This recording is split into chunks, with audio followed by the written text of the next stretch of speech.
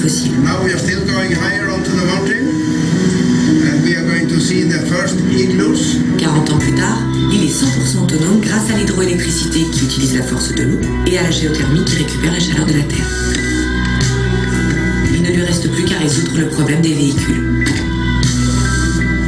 And we can hear the noise of the steam coming from the ground and through the valves here in the bottom top. This is a little bit magic in this foggy weather we have today. But the weather is not always like that. Sometimes we have sunshine here as well. I have to tell that for the tourists. Énergétique, c'est le thème du colloque qui nous réunit aujourd'hui. L'extrait du film Demain auquel on vient d'assister illustre parfaitement l'urgence et le réalisme de ce projet. Un projet qui consiste à consommer, comme on l'a vu, moins et mieux, ou plus l'énergie, ou plutôt les énergies. Ça consiste aussi à changer nos modes de production pour passer de sources d'origine fossile polluantes, limitées et onéreuses, pour aller vers d'autres sources d'énergie qui, elles, sont renouvelables, illimitées et moins, voire pas du tout payantes, ni polluantes. C'est un projet qui concerne toute l'humanité, et donc Maurice en particulier. L'île Maurice qui est engagée dans ce processus à travers différentes initiatives. Parmi ces initiatives, une large place aujourd'hui est tenue par le plan national d'efficacité énergétique. On en parlera un peu plus tard, mais l'une des particularités de ce plan national d'efficacité énergétique, c'est que dans sa conception et sa mise en œuvre, il réunit trois entités. L'État et les services publics d'abord, ensuite le secteur privé, c'est-à-dire un grand nombre d'entreprises et les organisations professionnelles qui les rassemblent, et enfin des partenaires internationaux, en l'occurrence l'Agence française de développement avec le soutien de l'Union européenne. De l'avis de la plupart des observateurs, ce dispositif construit autour de ces trois piliers fait effectivement figure d'exemple.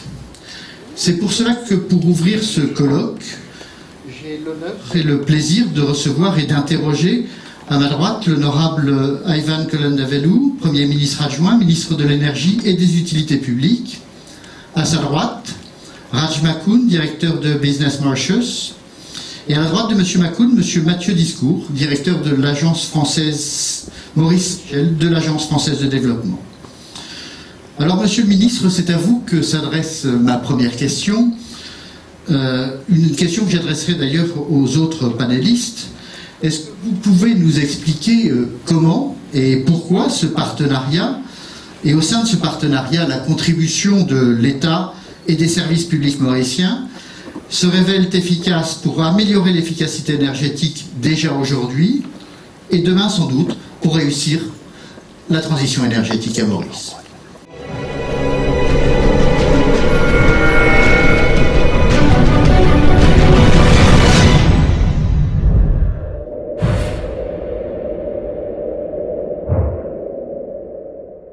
Green pour ce colloque.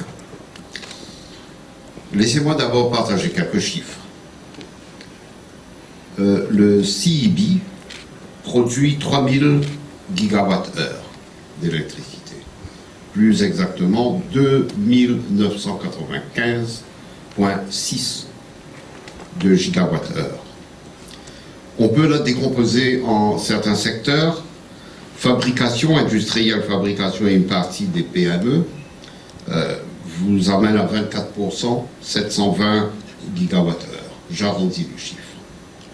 Commerce, y compris tourisme, 915 gigawattheures, ce qui vous donne 30% à peu près. Les ménages, 27%, et les autres, 38,5 gigawattheures. Nous avons pris comme moteur de notre politique l'introduction et l'utilisation d'un système de gestion de l'énergie. Dans l'absolu, dans tous les secteurs, mais pour le moment au niveau de l'entreprise. C'est pas seulement une technologie, car nous avons tendance ici à Maurice de nous fier à la technologie, aux techniciens, mais nous oublions souvent que c'est surtout une affaire de comportement, de pratique au sein de l'entreprise, de petits gestes qu'on fait à la maison. Les enfants sont beaucoup plus alertes à ce genre de comportement que nous. Les enfants sont habitués à éteindre la lumière lorsqu'ils quittent la chambre. Pour nous, chanter sous la douche est quelque chose que nous faisons, enfin moi je le fais depuis ma tendre enfance, ce qui veut dire perdre du chauffage, perdre de l'eau, alors que d'autres plus avisés savent comment se savonner en fermant les robinets. Petit geste, comportement important. Si l'on ne peut pas changer notre comportement, nous n'arriverons pas à faire ce que nous voulons uniquement avec la technologie. Avec le PNEE 2E, nous avons amorcé ce changement. Ce que j'aime avec le PN2E, c'est la coopération, secteur public, secteur privé, instances internationales, la centaine d'entreprises qui participent à ce projet. Les audits énergétiques, bien sûr,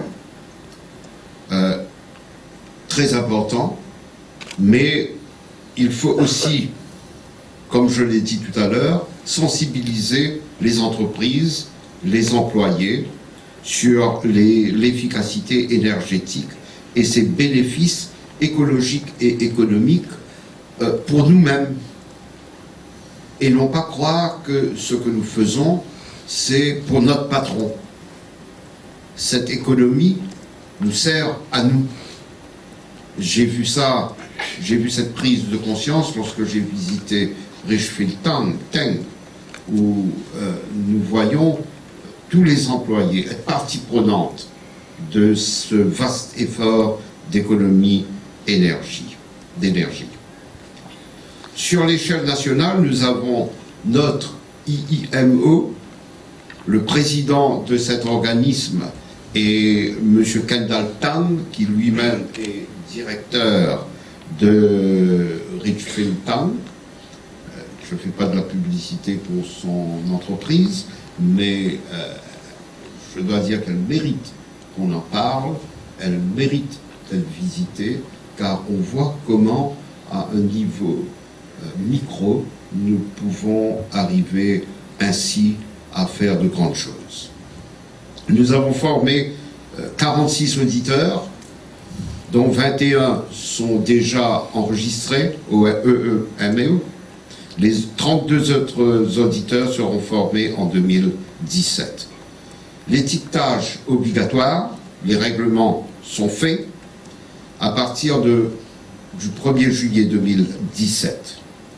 Là encore, nous travaillons en étroite collaboration avec les acteurs du marché, c'est-à-dire ceux qui importent ces électroménagers, et bien sûr le MCCI.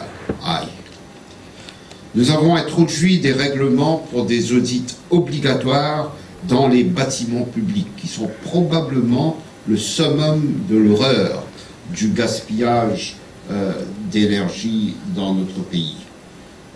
Je vous invite, quand vous avez le temps et l'envie, de faire un tour au Emmanuel Anctil Building, aller jusqu'à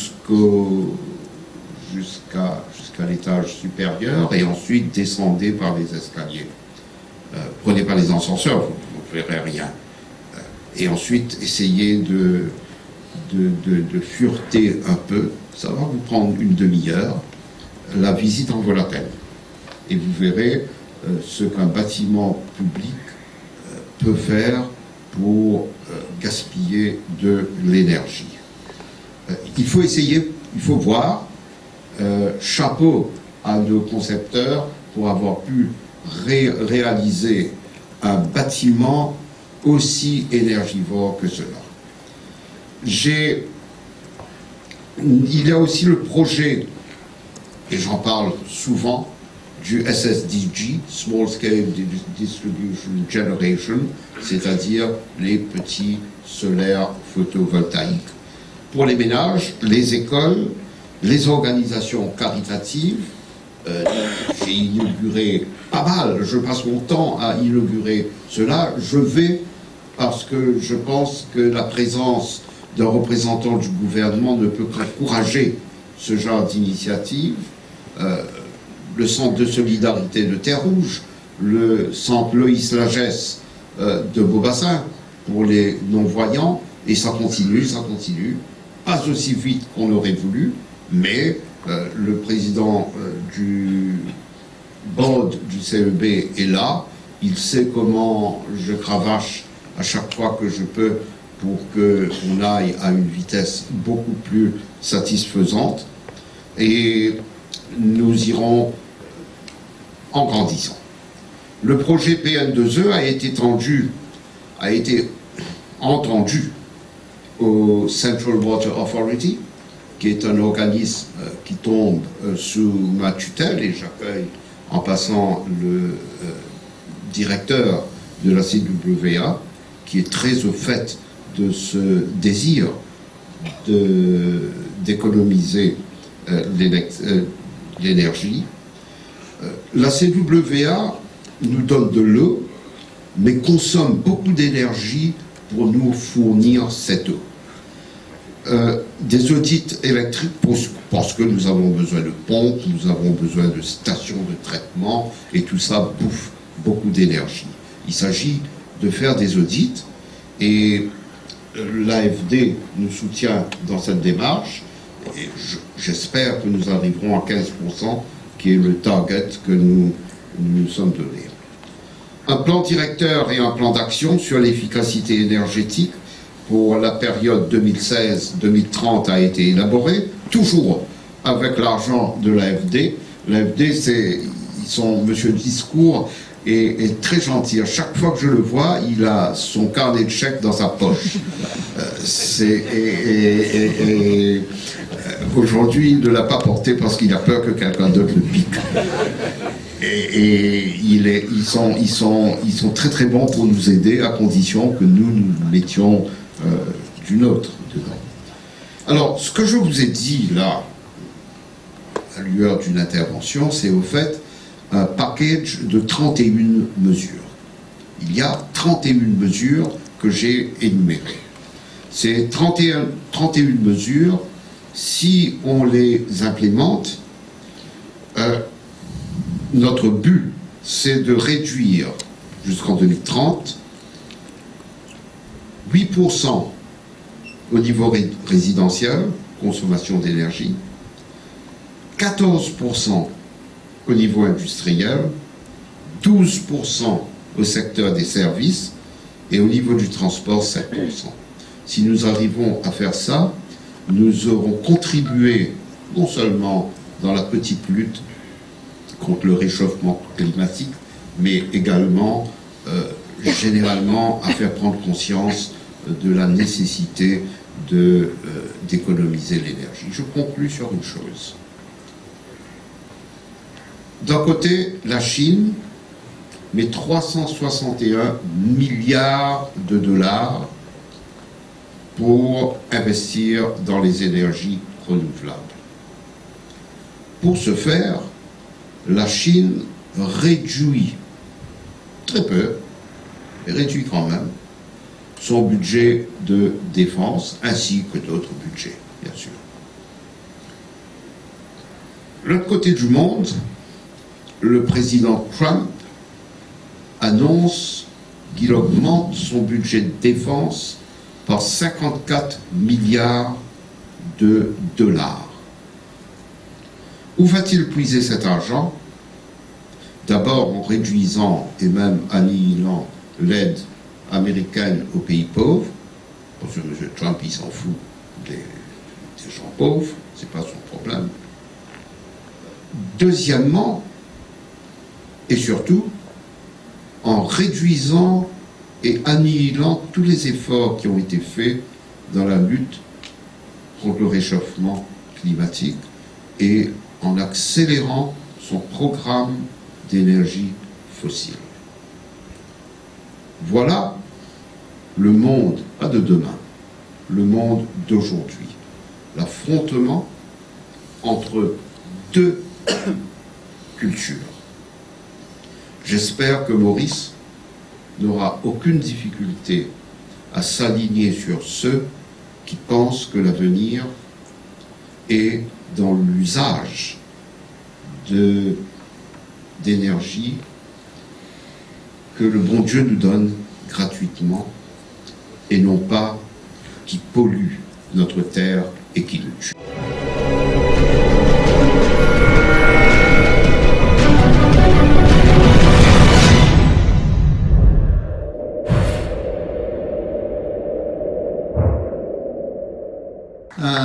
À Maurice, on est plus dans le dialogue et les échanges. C'est ce que votre présence à tous les trois en témoigne ici, entre les différentes parties prenantes, que dans l'affrontement entre des positions radicales.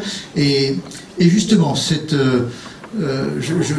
repose en quelque sorte ma question, mais cette fois je la pose à Raj Makoun, qui représente ici le secteur privé.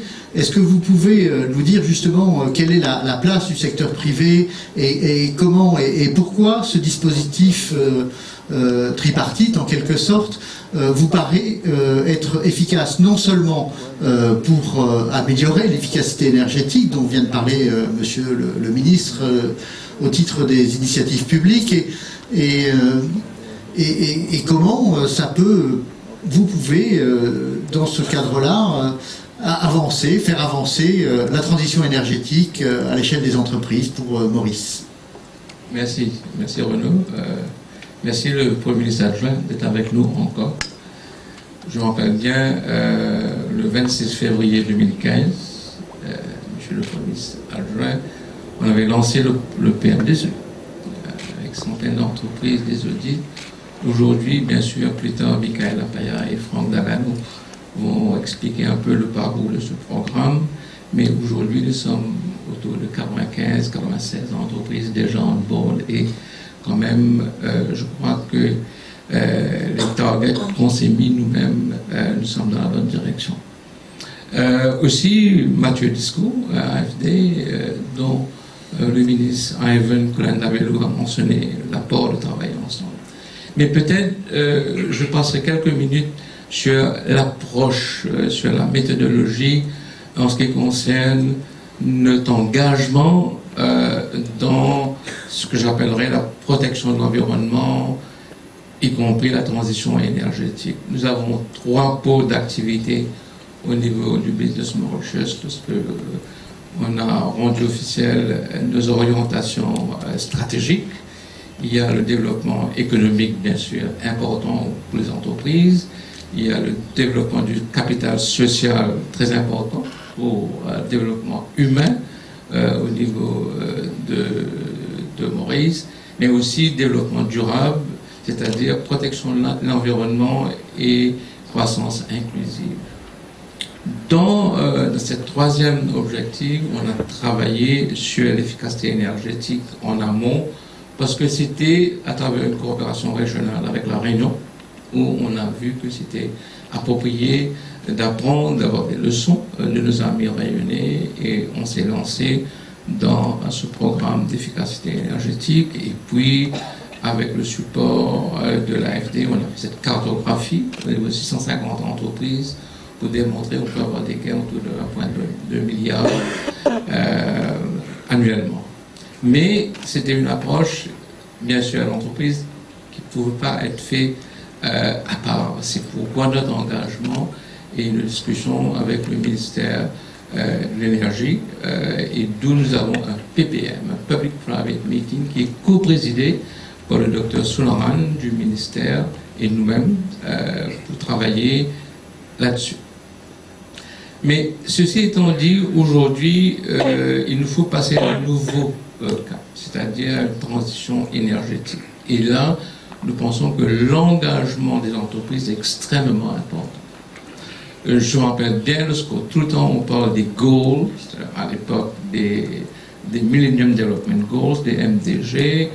Maintenant, passer à SSDG, les Sustainable Development Goals, commencé par les Nations Unies et par les gouvernements, et que les entreprises ne sont pas vraiment engagées.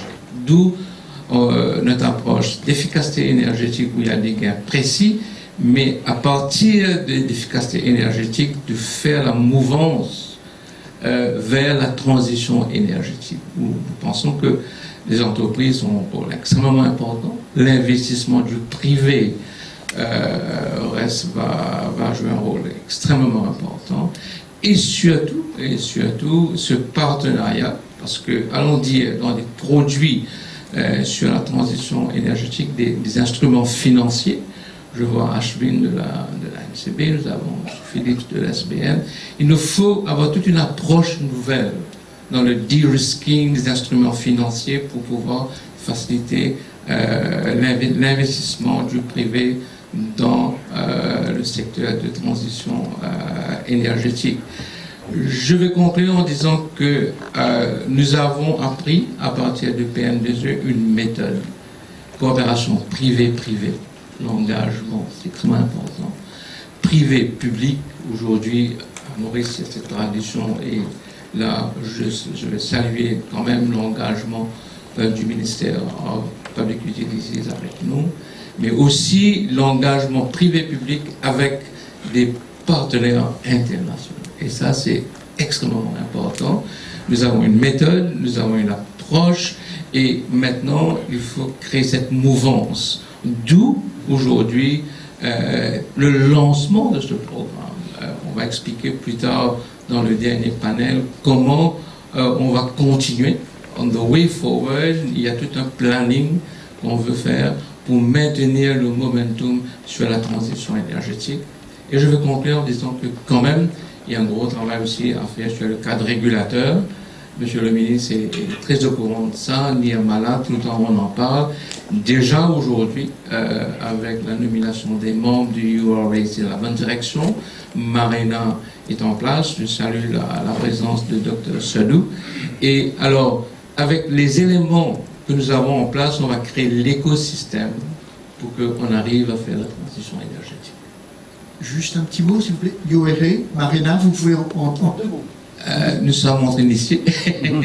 Alors, l'URA, c'est le Utility Regulatory Authority, institution responsable en tant qu'arbitre pour encourager l'investissement. Marina, c'est l'agence qui a été mise en place. C'est le Mauritius Renewable Agency. Je passe sous la correction de Dr Sadou.